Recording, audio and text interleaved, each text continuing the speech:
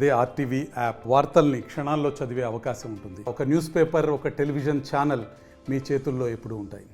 రెండు తెలుగు రాష్ట్రాలతో పాటు ఉమ్మడి కరీంనగర్ జిల్లా వ్యాప్తంగా వర్షాలైతే విస్తారంగా కురుస్తున్నాయి. అడుగు బయట పెట్టాలంటేనే ప్రజలైతే జంకుతున్న పరిస్థితి ఉంది. లోతట్టు ప్రాంతాలన్నీ సైతం జలమయమై కాలువలు, వాగులు, వంకలు అయితే పొంగి పొర్లుతున్న పరిస్థితి ఉంది. అత్యవసరం ఉంటేనే బయటకైతే రావాలని అధికారులు అయితే సూచిస్తున్నారు. ప్రస్తుతం అయితే మనం మధ్య మానేరు జలాశయం దగ్గర ఉన్నాము. ఇక్కడైతే ఇది అయితే నిండు కుండల అయితే తలపిస్తున్న పరిస్థితి అయితే మనం చూడవచ్చు. ఎందుకంటే ఇక్కడికైతే భారీగా అయితే వరద నీరు అయితే వచ్చి చేరుతుంది. ప్రస్తుతం అయితే మిడ్ మానేరులో నీటి మట్టం అయితే 21.2 టీఎంసీలకు అయితే చేరింది. మంగళవారం అనంతగిరికి అయితే 6,400 క్యూసెక్ల అవుట్ఫ్లో వెళ్తుండగా ఎస్ఆర్ఎస్పీ నుంచి వరద కాలువ మీదుగా 13,100 మరియు 4,080 క్యూసెక్కుల ఇన్ఫ్లో వస్తుంది. అలాగే బుధవారం ఉదయం 6 గంటలకు రేడియల్ గేట్ల ద్వారా 10,000 క్యూసెక్కుల నీటిని ఎల్ఎండీకి అయితే విడుదల చేస్తున్నట్లయితే అధికారులు అయితే తెలియజేయడం జరిగింది. దిగువనున్న గ్రామాల ప్రజలను పోలీస్, రెవెన్యూ శాఖల వారైతే అప్రమత్తం చేయాలని అయితే పేర్కోవడం జరిగింది. ప్రస్తుతం దీనికి సంబంధించి అయితే మనమైతే చూస్తున్నాము. ఇక్కడికైతే పెద్ద ఎత్తున జనాలు అయితే ఆ నీటిని వీక్షించడానికి అయితే ఇక్కడికైతే వస్తున్న పరిస్థితి అయితే ఉంది. ప్రస్తుతం అయితే మనతో పాటు కొంతమంది అయితే ఇక్కడికి వచ్చిన వారైతే ఉన్నారు. ఒకసారి వారితో అయితే మాట్లాడదాం. అసలు వీరు ఎక్కడి నుంచి వచ్చారు, ఏంటి, దీనికి సంబంధించి వర్షాలకు సంబంధించి వారు ఏం చెప్తారనేది ఒకసారి వారి మాటల్లో తెలుసుకునే ప్రయత్నం అయితే చేద్దాం. చెప్పండి, ఎక్కడికి వచ్చారు మీరు? ఇక్కడికి వచ్చాను డ్యామ్ చూడడానికి. ఓకే, ఎట్లా అనిపిస్తుంది అంటే నీళ్ళు వస్తాయని భావించారు అంటే ఎట్లా ఉంది ఇక్కడ పరిస్థితి? బాగా దారుణంగా ఉంది ఇప్పుడు పరిస్థితి. మాత్రం విపరీతమైన వర్షాలు చేయబట్టి మొత్తం డ్యామ్ ఫుల్ అయ్యి వ్యవసాయ పంట పొలాలు కూడా నష్టం జరిగింది. తీవ్రంగా. ఏం చేస్తుంటారు మీరు? వ్యవసాయం చేస్తాం. ఓకే, ఏం వేసారండి ఇప్పుడు? పత్తి, మిర్చి, పత్తి పొలం.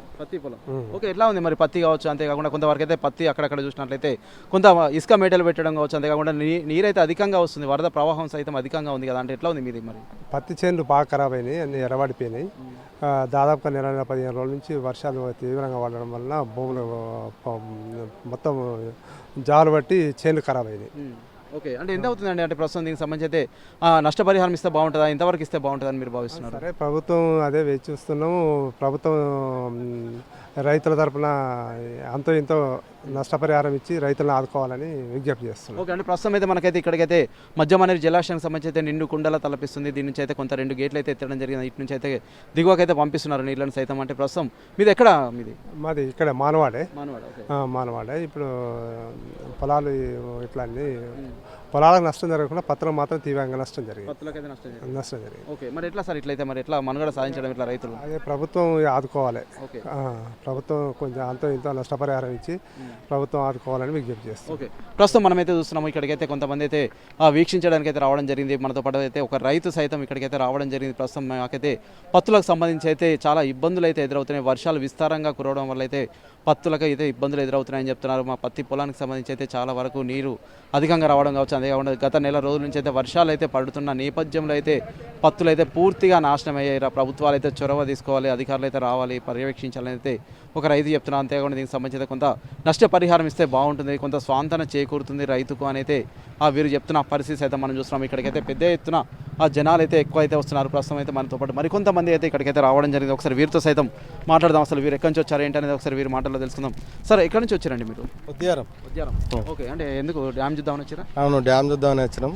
వాటర్ కొద్దిగా ఎక్కువ వచ్చినాయి కదా, ఒకసారి చూసేద్దామని చెప్పేసి. అంటే గతంతో చూస్తే ఇప్పుడు అయితే చాలా నీళ్ళు వస్తాయని అయితే మీరు భావించారా? మరి అట్లా భావించలే, కానీ ఇప్పుడు నీళ్లు వర్షాలు బాగా పడ్డాయి, నీళ్లు బాగా వచ్చినాయి కదా. అంటే వర్షాలు ఎట్లున్నాయండి? అంటే మీ దగ్గర ఎట్లున్నాయి ఇప్పుడు వర్షాలు? బాగానే ఉన్నాయి, బాగా ఫుల్ వర్షాలు. నిన్న మొన్న 2 రోజుల నుంచి బాగానే వర్షాలు, బాగా ఫుల్ వర్షాలు. అత్యవసరం అయితే బయటకు రావాలని అధికారులు సైతం సూచిస్తున్నారు.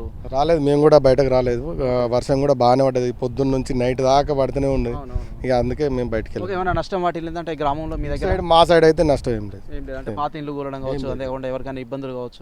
ఏం లేదు. ఓకే, ప్రస్తుతం అయితే మనం అయితే చూస్తున్నాము. మా దగ్గర అయితే ఎటువంటి నష్టం అయితే వాటిల్లో లేదైతే కొంతమంది ఇక్కడ స్థానికులు అయితే చెప్తున్నారు. ప్రస్తుతం ఇంకొక అతను అయితే ఉన్నారు. బాబు, ఏం పేరు నీ పేరు? నా పేరు శంకరాయను. ఓకే, ఎట్లా ఉంది మరి ఇక్కడ వర్షాలు ఎట్లా ఉన్నాయి? వర్షాలు బాగున్నాయి. పని చేసుకుంటే వాళ్ళకు పని లేదు, వాటిగానే ఉండు అవుతుంది ఇండ్లనే.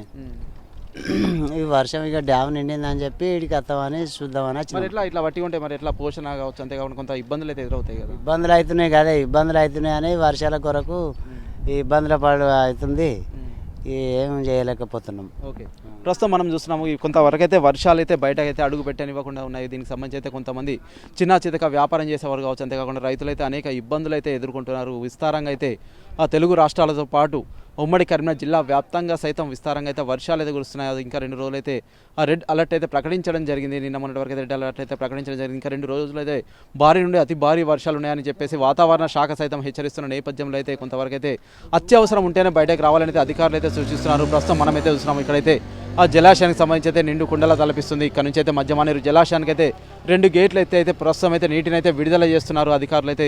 ఆ పూర్తి ఇక్కడ కొంతవరకు చేపలు పట్టడం కావచ్చు, అంతేకాకుండా కొన్ని జాగ్రత్తలు తీసుకోవాలని అయితే అధికారులు సూచిస్తున్న పరిస్థితి సైతం ఇక్కడైతే నెలకొంది. ఏదేమైనప్పటికైతే ప్రస్తుతం డ్యామ్కి సంబంధించి అయితే నిండు కుండలా తలపిస్తుంది. ఇక్కడికైతే భారీగా అయితే వరద నీరు అయితే వచ్చి చేరడం పట్ల అయితే కొంత ఇక్కడ స్థానికులు కావచ్చు, రైతులు అయితే హర్షం వ్యక్తం చేసినప్పటికైతే కొంత పత్తి చేనులకు సంబంధించి అయితే పత్తులకు సంబంధించి అయితే కొంత నష్టం అయితే వాటిల్లిందని అయితే కొంతమంది రైతులు అయితే వెల్లడిస్తున్న పరిస్థితి అయితే మనం చూడొచ్చు. ఏదేమైనప్పటికైతే అత్యవసరం ఉంటేనే బయటకు వెళ్ళాలని అయితే అధికారులు అయితే సూచిస్తున్నారు. ప్రస్తుతం అయితే ఇక్కడైతే మనం మధ్యమానేరు జలాశయం కుదురుపాక దగ్గర అయితే మనం ఉన్నాం. Over to studio. మరిన్ని వీడియోస్ కోసం ఛానల్ ని సబ్స్క్రైబ్ చేయండి, లేటెస్ట్ అప్డేట్స్ కోసం వాట్సాప్ ఛానల్ ని ఫాలో చేయండి అండ్ లింక్ డిస్క్రిప్షన్ లో ఉంది.